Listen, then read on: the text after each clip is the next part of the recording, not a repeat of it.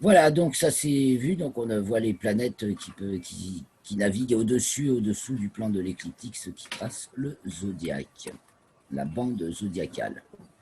Parce que, en fait, si on regarde par la tranche, on voit le plan Terre-Soleil, donc en rouge, l'écliptique, et les plans des autres planètes, vous voyez, n'est pas très incliné. Là, 17 degrés, là c'est Pluton, donc qui ne compte pas dans les. Souvent, il était dur à. Il n'est pas souvent. On ne le cherchait pas, c'est pas la zone dans laquelle se trouvent les planètes. C'est Mercure qui a la plus grande inclinaison. Donc, c'est pas la raison principale pour laquelle Pluton a été classé en planète naine plutôt qu'en planète, parce que c'est plutôt parce qu'il y avait beaucoup de petits corps planétaires comme Pluton, donc on a dit que ce serait une planète naine, typique des planètes naines. Voilà, et que les planètes s'arrêtaient à Neptune, donc ça nous fait un truc assez cohérent, très cohérent en plus du point de vue conditionnaliste, puisque Soleil et Pluton sont les deux pôles du RET, du module logique, dynamique, RET. Donc c'est très Et bien. Mars Mars c'est au milieu. Nous y reviendrons. au milieu. Ah, Enfin, d'accord. pas au niveau de l'inclinaison des plans. Il est, voilà. Mars a une faible inclinaison aussi par rapport au plan de l'écliptique. On est Ah, pratiquement dans le d'accord. même plan. Donc voilà, je rappelle que les étoiles qui composent les constellations du zodiaque qu'on voit dans le ciel sont situées, elles, beaucoup, beaucoup, beaucoup plus loin que Neptune, qui est la planète la plus éloignée, est à 4 heures de lumière, tandis que Proxima du Centaure, qui est l'étoile la plus proche, est à 4 années-lumière. Donc la différence entre la distance de Neptune, la plus lointaine planète, et celle de Proxima du Centaure, la plus proche étoile, c'est comme entre 4 heures et 4 ans. Ça fait beaucoup. Ah ouais. Parce que le système solaire s'arrête loin de là, s'arrête pas à Neptune, hein, bien, bien, bien au-delà.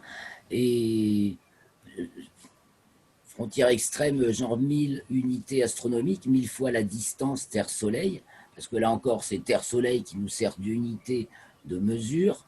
Une unité astronomique, c'est une distance moyenne Terre-Soleil. Bon, après, on a chipoté un peu là-dessus. Et donc, également, notre plan de référence, c'est le plan Terre-Soleil. Et il y a un deuxième plan qui nous intéresse, c'est celui de l'équateur terrestre, puisque c'est par rapport à lui qu'on mesure justement ces variations, qu'il est perpendiculaire à l'axe des pôles, autour duquel la Terre tourne sur elle-même. Le mouvement de rotation de la Terre sur elle-même qui fait les jours et les nuits, c'est autour de l'axe des pôles, et donc le plan de l'équateur est perpendiculaire à l'axe des pôles, et de part et d'autre du plan de l'équateur, ben on a des lignes imaginaires, enfin, on peut compter les latitudes, voilà, les latitudes qui nord, comme ça, nous on a à peu près 45 nord, et latitude sud, pareil. Donc voilà les différentes saisons. Donc on a vu tout à l'heure, Ah, 21-22 décembre. Euh, Ah, ça c'est bien. il me semble qu'il manque quelque chose. Alors le plan de l'équateur céleste ou plan de l'équateur terrestre, parce que prolongé dans l'espace, on l'appelle l'équateur céleste. Et il est donc incliné de 23 degrés 26 minutes par rapport au plan de l'écliptique, qui réapparaît là, oui c'est bien ça, et ce qui produit d'accord. nos saisons. Voilà, c'est en tournant, donc à un moment donné, bah, la Terre elle présente plus de sud en raison de cette inclinaison, et à un moment donné, elle présente plus de nord. Bon, là, c'est parce qu'on voit le sud, mais comme vous voyez, la Terre, il éclaire le nord, là, le soleil. Voilà. Bon, la valeur de cette inclinaison est plutôt constante, elle est très légèrement variable à l'échelle des millénaires, ce qui est un facteur qui conditionne les grandes aires climatiques. Donc, dans ce plan de l'écliptique, on mesure la, la position des astres, donc ça fait 360 degrés, puisque ça fait un tour, donc en 360 degrés, qu'on divise en 12 parties égales, et on va comprendre la logique profonde de cette division en 12 parties égales, qui n'est absolument pas à jeter à la poubelle au profit uniquement des constellations qui sont en arrière-plan là-bas, hein. C'est pour ça que j'ai signalé que les étoiles sont vraiment beaucoup plus loin que les planètes. Les planètes, c'est notre monde, notre système solaire, c'est celle de notre matrice initiale. Donc, quand le Soleil est à... Quand depuis la Terre, on voit le Soleil au 0 degré du signe du Bélier, puisqu'il est là, vous voyez, là, il y a Poisson, et là, il y a Bélier. Et bien, du Soleil, on voit la Terre moite-moite, nord-sud, c'est l'équinoxe. Et donc, l'origine des longitudes, il faut bien, sur un cercle, il faut bien se donner une origine. Donc, l'origine de ces longitudes, eh c'est le moment où le Soleil passe à l'intersection du plan de l'écliptique, bon, il court dessus, et tout le temps, c'est lui qui le trace, et du plan de l'équateur terrestre ou céleste, terrestre prolongé dans l'espace égale céleste. Quand ça va dans le sens où ça éclaire de plus en plus le nord de la Terre. Là, c'est le 0 degré du signe du Bélier ou le point vernal. On appelle point vernal, point origine des longitudes. Voilà, bon, je passe un peu, ça c'était... Autrefois, on ne mélangeait pas les signes et les constellations, mais depuis la fin du 19e siècle, on a glissé sur d'énormes pots de bananes pour discréditer complètement ce zodiaque tropique, qui est quand même notre horloge première. Voilà, c'est vraiment la structure de base la plus simple et la plus naturellement universelle. Donc, effectivement, alors il y a le point de vue global, on va le revoir tout à l'heure, et puis il y a tous les points de vue particuliers qui font que, selon où on se trouve sur Terre, vous voyez, là, j'ai développé une petite sphère locale qui est tangente forcément à la Terre. Tout lieu où on se trouve sur la planète, l'horizon est tangent à la Terre. Donc, on n'a pas tous la même inclinaison par rapport au Soleil, et donc on n'a pas tous les mêmes durées de jour et de nuit. C'est ce qu'on va voir un peu plus tout à l'heure. Alors, au 0 degré Bélier, donc, qui nous intéresse aujourd'hui, pour la latitude 45 nord, c'est-à-dire à mi-chemin entre l'équateur et le pôle nord, et bien voilà comment la course du Soleil, le jour de l'équinoxe, donc il se lève pile à l'est, comme partout sur Terre, le jour des équinoxes, il se lève pile à l'est. Il monte dans le ciel d'une hauteur égale à 90 moins sa latitude terrestre, c'est-à-dire 90 moins 45, 90 étant la latitude du pôle, on fait 90 moins la latitude. Alors si on est à Paris, on fait 90 moins 49 et on obtient la hauteur de culmination du Soleil le jour de l'équinoxe, soit 41 degrés. Si on est à Madrid, admettons, 35 nord, toujours, on fait 90 moins 35 et on arrive et on obtient, si je ne m'abuse, 55 degrés. Ça doit être la hauteur du Soleil à midi, le jour de l'équinoxe, à 35 de latitude nord. Voilà les figures pour les autres signes. Bon, on passera plus vite. Hein, donc, 0 Cancer, solstice de juin d'été pour l'hémisphère nord. Il se lève au nord-est, il monte très haut dans le ciel, il se couche au nord-ouest. Ensuite, on retrouve la même configuration le jour de l'équinoxe d'automne du 23 septembre. Donc, le 0 degré balance, c'est la même. Ce jour-là, et le soleil, comme le jour du 0 bélier, 20 mars, il se lève pile à l'est, culmine à 45 degrés de hauteur pour la latitude 45 nord et se couche pile à l'ouest. Et voici la figure du Capricorne, 0 degré Capricorne, 22 décembre, les jours les plus courts de l'hémisphère nord, donc à 45 degrés de latitude nord, ça nous donne lever au sud-est, culmination à 22 degrés, enfin il culmine pas haut et il se couche au sud-ouest, c'est le jour le plus court dans l'hémisphère nord. Voilà donc les figures, comment ça se passe si on est à l'équateur. Voilà le plan de l'horizon qu'on a à l'équateur en vert. On a donc le zénith comme partout au-dessus de la tête, et là, le jour, donc on va s'intéresser au jour du bélier, hein, c'est donc le 20 mars, que se passe-t-il? Le soleil se lève pile à l'est, il monte très haut dans le ciel, il culmine au zénith, c'est-à-dire au sommet de la sphère locale, c'est-à-dire qu'il éclaire au fond des puits, d'où l'intérêt dans les zones tropicales de ces puits zénithaux, comme construisaient les Mayas il y a des puits zénithaux chez les Mayas qui permettaient de... le soleil passe, hein, et au fond, une pierre d'obsidienne au fond du puits, et quand le soleil passe au zénith et éclaire l'obsidienne, là, ça marque l'heure, hein, ça marque le moment de l'équinoxe. Ou selon la latitude, ça marque un moment particulier. Et donc, il se lève pile à l'est, culmine, il monte droit dans le ciel, vous voyez, vous imaginez, le soleil, il se lève pile à l'est, il monte droit dans le ciel, jusqu'au zénith, et il se recouche droit pile à l'ouest. Il ne change pas de... Il est toujours dans la même ligne. Il passe le problème des maisons, là, Christophe, tu pourras creuser là-dessus, hein, parce que là, il n'y a plus de maison au moment... Oui, j'ai déjà fait. Il est pas mal, il est pas mal, ce cas de figure. Attends. Ça, c'est le soleil au zénith. Donc voilà. Je te reparlerai, Claire. Bah oui. Je te reparlerai parce que j'ai fait des calculs là-dessus. Eh oui. Ok. Donc Capricorne, on s'en fout. Cancer, on s'en fout. Aujourd'hui, on continue. On pourra. Il n'y a plus vraiment de maison. On est sur une ligne droite là. En Cancer, soleil de minuit, ce sera pour le Cancer. Hein. Donc voilà. Et comment ça se passe au pôle Nord?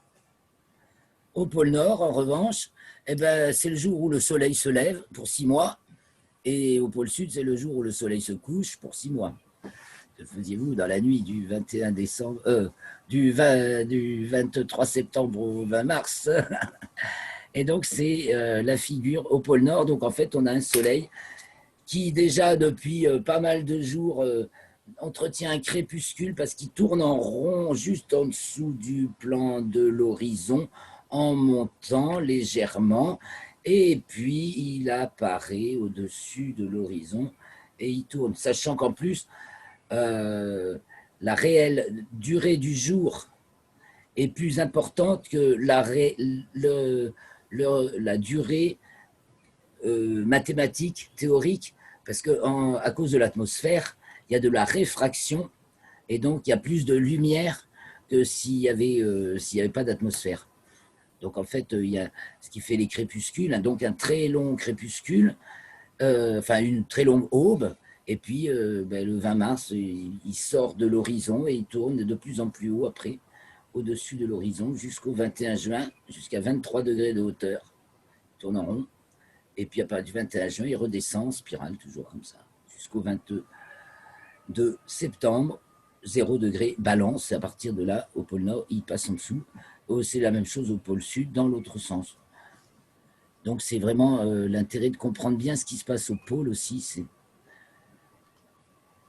Voilà une vue. Alors là, pour ce qui est de la vue universelle, ici, alors, on est bien. Au pôle Nord,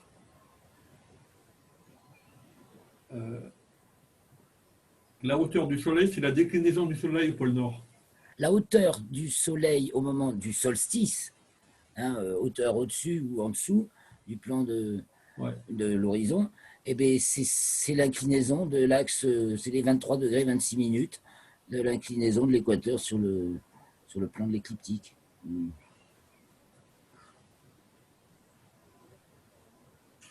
C'est juste 23 degrés 26. Et voilà donc la vue par Camille Flammarion. Ça n'a pas changé. Donc en grisé, ce sont ce qui est dans la nuit. Hein. Donc le soleil, donc janvier, février, mars. Donc mars, voilà, on voit moitié nuit, moitié jour. Vous voyez, ça c'est le pôle Nord. Hein. Donc la limite passe juste au pôle, le jour se lève au pôle. Et puis après, il va se lever pour des régions de plus en plus au sud du pôle, enfin autour du pôle, voilà, jusqu'au cercle polaire. Là, il se lèvera ce jour-là, il ne se couche pas au cercle polaire, c'est-à-dire le 21 juin. Donc il va éclairer de plus en plus le nord.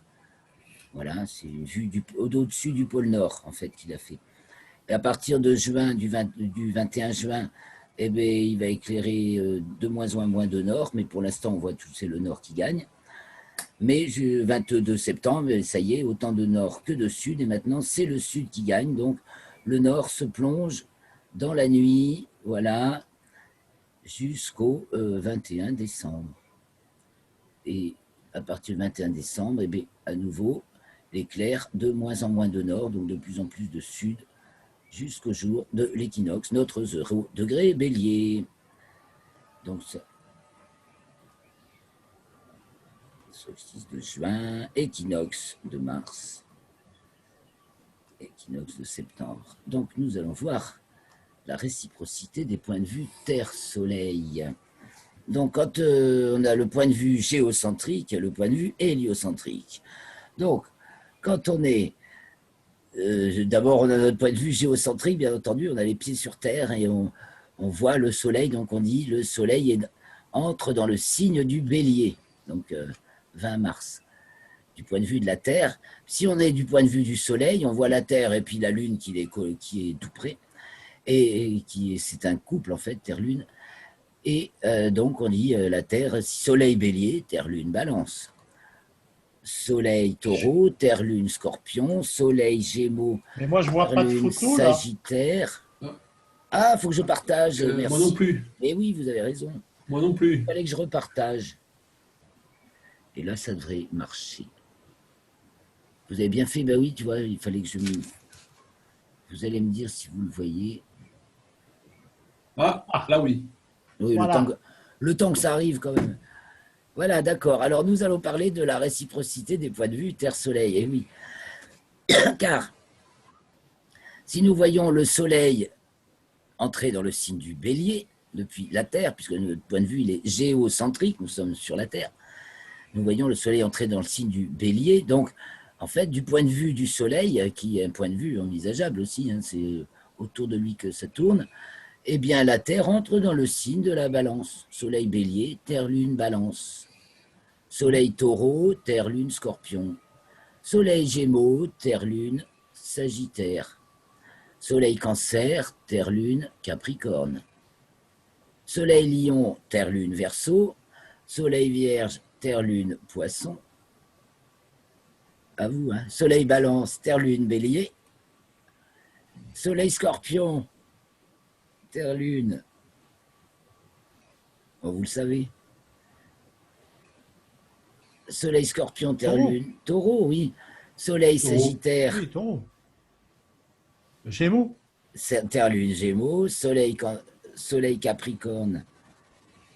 Terre Lune Cancer. Ok. Cancer, ouais. Soleil Ok. Verseau, Terre Lune Lion. Soleil Poisson, Terre Lune Vierge. Et on a fait le tour. Et Soleil Bélier. Et donc je rappelle un petit poème. Et les constellations pour ce grand corps vivant dessinent infiniment et seulement pour nos yeux une parure d'étoiles qui revient en poussière selon la même loi. Car effectivement, les constellations qu'on voit en fond de décor et qui ont les noms des signes du zodiaque, mais qui ne sont valables culturellement que pour notre civilisation issue des gréco-romaines et un peu arabe, enfin en tout cas de l'hémisphère nord et la zone méditerranéenne, dirons-nous. Ce n'est pas les mêmes pour les Chinois qui sont à la même latitude, ni pour les Amérindiens. Mais le cycle zodiacal, lui, il est le même pour tout le monde. Et les étoiles se décalent, et c'est pas ça qui va faire le rythme vivant à notre échelle. Elle nous dessine bien le même rythme, mais à une échelle plus grande. C'est ce dont on parle quand on parle de la précession des équinoxes. Et on aura l'occasion d'y revenir à d'autres fois. Donc voilà comment ça se passe pour la Terre. Là, ce coup-ci, vous voyez, je vous ai mis les quatre faces du globe. Les quatre faces du globe, elle est bonne. Donc la face pacifique au 21 mars, tout le monde au 21 mars, la face asiatique, la face africaine européenne et la face américaine. Voilà, égalité nord-sud, jour et nuit égaux sur tout le globe. Le soleil se lève à l'est, le soleil et se couche à l'ouest. Pour tout le monde. Et il culmine au zénith à l'équateur. Donc voilà la figure pour le taureau, où le nord domine et augmente. Comparé avec les gémeaux, où on voit encore plus de nord, qui toujours domine et augmente. Et on arrive au zéro cancer, 20 ou 21 juin, solstice donc, jour maximum dans l'hémisphère nord et minimum dans l'hémisphère sud. Et à partir de là, vous voyez, on va voir le nord régresser et la Terre basculer de plus en plus à nouveau vers le sud. Zéro vierge, c'est comme zéro taureau. Et zéro balance, c'est comme zéro bélier. 22-23 septembre, équinoxe, à nouveau, égalité nord-sud, jour et nuit égaux sur tout le globe, et on bascule de plus en plus vers le sud, regardez, donc 0 Scorpion, le sud domine et augmente, 0 Sagittaire, il domine encore plus et il augmente encore, et 21-22 décembre, solstice, soleil 0 degré Capricorne, c'est le jour minimum dans l'hémisphère nord et maximum dans l'hémisphère sud, et à partir de là, c'est le nord qui va se représenter à nouveau, plus au soleil. Donc 0 Verseau, c'est le sud qui domine toujours, mais ça diminue. 0 Poisson, 18 février, le sud domine encore, mais diminue. Et il continue à diminuer, on se retrouve à l'équinoxe au 0 degré Bélier. C'est reparti pour un tour. Il y a ça aussi, 0 degré Bélier. C'est reparti pour un tour. Donc j'insiste... Parce que la Terre est notre plus petit objet irréductiblement commun, et qu'en se référant à la Terre, ça c'est du roc. C'est pour ça qu'on s'appelle rockastre. Le roc, la planète, la nôtre, les autres, c'est avec des données concrètes. Bon, moi je suis du signe du Taureau, on en parlera la prochaine fois. Donc également, je rappelle que la surface de la Terre qui fait nos horizons se compose de 2 tiers d'océans et d'1 tiers seulement de continents, dont les 2 tiers sont dans l'hémisphère nord. Facile. Et que la Terre est notre plus petit objet, donc irréductiblement commun, et qu'elle est indissociablement liée au Soleil et façonne notre vie. Il n'y a rien de plus curieux que ces mouvements de la Terre et leurs conséquences sur notre vie matérielle, comme sur les jugements de notre esprit, ce sont eux qui constituent la mesure du temps, et notre vie tout entière est réglée par cette mesure. La durée même de notre existence, les périodes qui la partagent, les fonctions qui l'occupent, notre calendrier annuel, comme les époques de l'histoire, sont autant d'effets intimement liés au mouvement de la Terre. Étudier ces mouvements, c'est étudier même les principes même de la biologie humaine, disait Camille Flammarion en 1879. Et faut dire que c'est un peu à ça qu'on se consacre, à comprendre justement tous ces effets intimement liés au mouvement de la Terre. Non seulement c'est les principes même de la biologie humaine, comme de la sociologie humaine, comme de la vie, toute la vie humaine en fait, et toute la vie peut-être. Donc le pôle Nord, un océan entouré de continents qui tournent dans le sens inverse des aiguilles de la montre, si on regarde de par-dessus. Et si on regarde de par-dessus le pôle Sud, on voit un continent entouré d'océans qui tournent dans le sens des aiguilles de la montre. Nous aurons l'occasion d'y revenir à ces histoires de sens, c'est vachement important, pour comprendre la différence entre le Nord et le Sud, puisqu'on a 2 pôles. Pour la Terre, c'est un océan entouré de continents au pôle Nord, et on va tourner. Donc le Nord, c'est toujours la sphère en physique.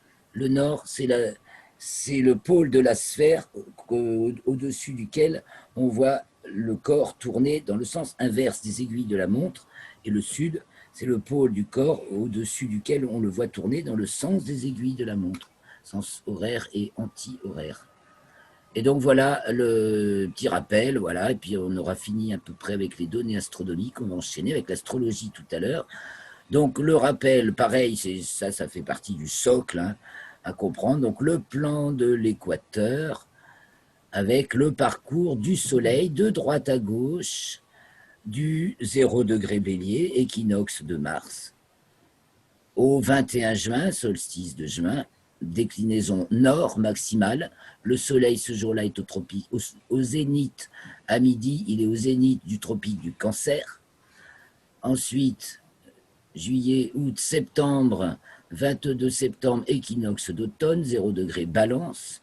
Le soleil à midi est au zénith de l'équateur à nouveau. Ensuite, Balance, Scorpion, Sagittaire.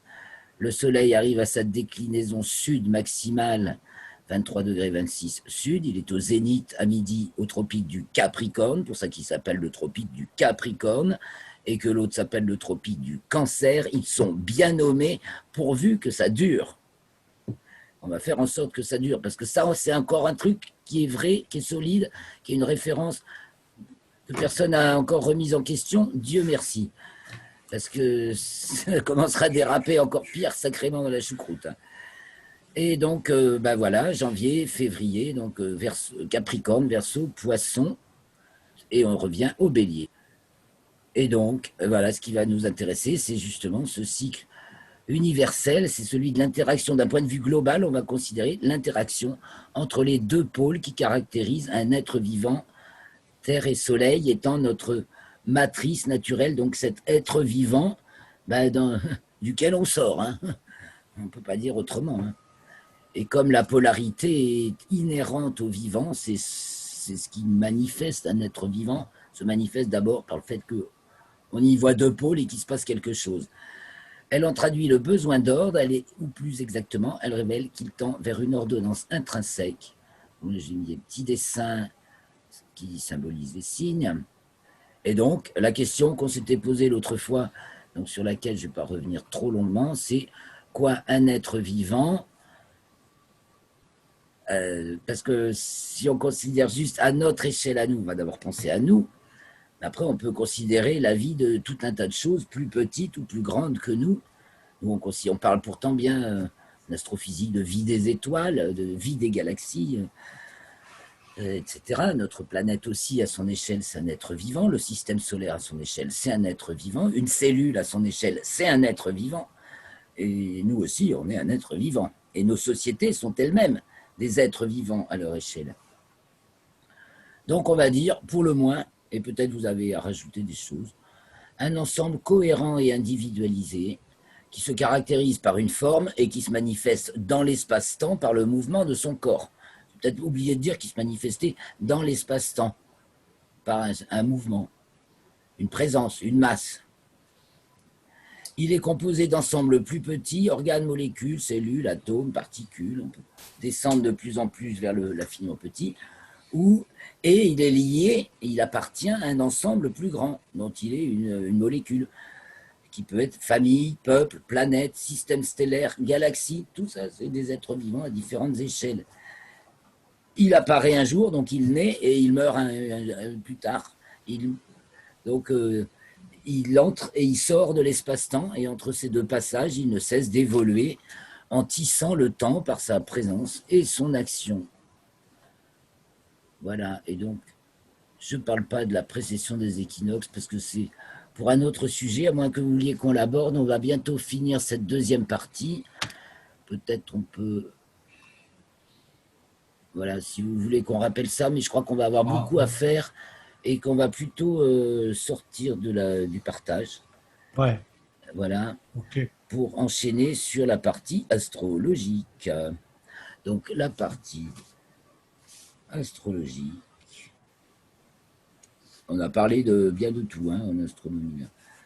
Donc, on va passer à l'apprentissage des formules logiques et des différents arguments du zodiaque naturel. On est bien encore sur celui-là. Je crois que j'ai arrêté le partage, non? Non, il est toujours le partage. Ah, il est toujours, d'accord. Oui, en effet, voilà. Donc, je vais revenir en arrière. Donc là, on voit les 13 constellations, là.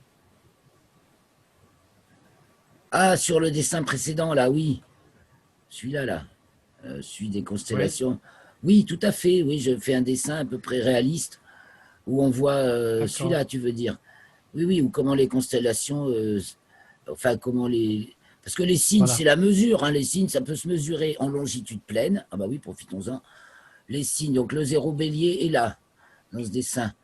Donc on peut dire 30, 60, 90 degrés, 120 degrés, 150 degrés, 180 degrés, 210 degrés, 240, 270, 0 Capricorne, 300, 0 Verseau, 330, 0 Poisson et 0, 360 ou 0, 0 Bélier.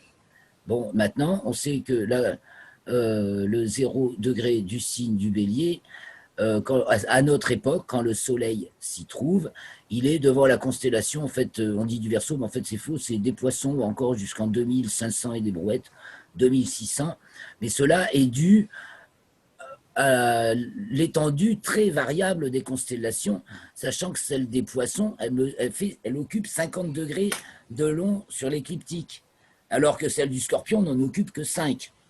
Donc, ces constellations sont des repères visuels, mais l'horloge que mesure la précession des équinoxes est certainement, elle aussi, en 12 phases de durée égale. Les étoiles, qui ne sont que celles de notre culture judéo-chrétienne méditerranéenne, si vous voulez, sont là pour nous servir de repères. Mais les Chinois ne les appellent pas pareil, les Amérindiens ne les appelaient pas pareil, et c'est pourtant les mêmes étoiles et ils se sont repérés de la même façon. On apprend, ça fait très longtemps qu'en fait qu'on est au courant de la précession des équinoxes. Et quand on dit que c'est du IIe siècle avant Jésus-Christ qui a découvert la précession des équinoxes, un grec, ça va me revenir.